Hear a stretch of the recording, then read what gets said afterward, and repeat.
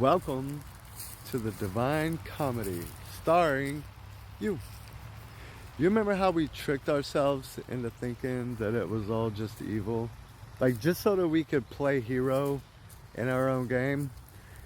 If not, well, here's the deal. Beyond the Seal.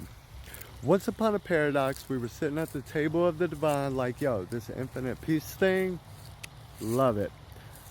But what if we added a little bit of chaos? Like childhood trauma, just a dash, and then sprinkle in some abandonment inside of the womb, just add a little spice to that.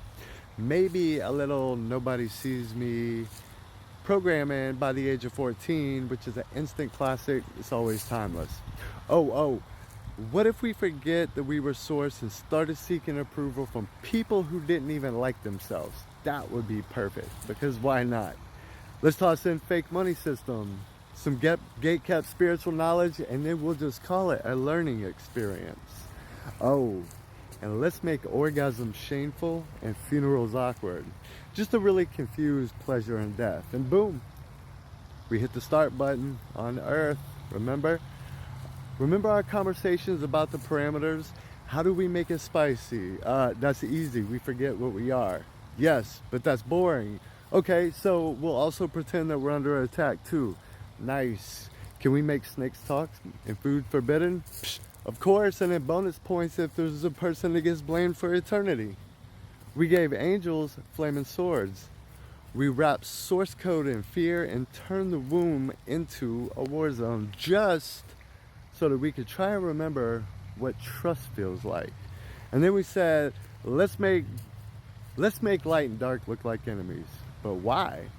So that we can pick sides, duh. We'll get traumatized and eventually remember and realize that they were just co-workers the whole time.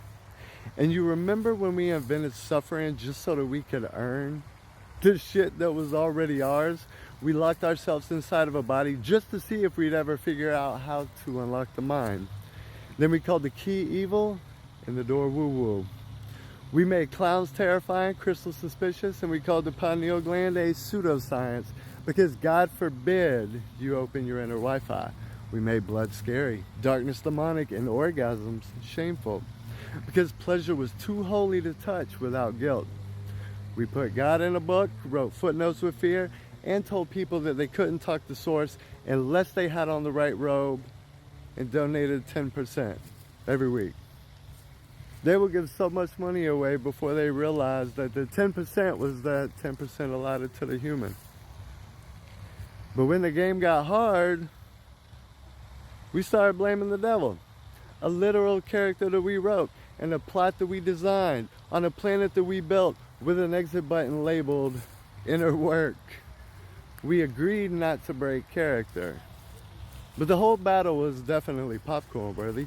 Still is. Source be watching like, y'all do realize that you wrote the whole play, right? Like, you even cast your own villains. They were literally you in a cape. And capes do nothing, by the way. They're like placebo effects, just to remind you that you had the power. But you added trauma, and then you got mad when you had to heal it. Fucking iconic behavior. So what now? Now we remember and now we laugh. We stop pretending that the game is only pain. We remember that the whole point was to feel it all and choose differently. Let's embrace the absurdity.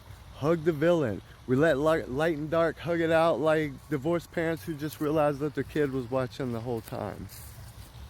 And lastly, the spoiler alert, the devil was just God in drag. You're welcome.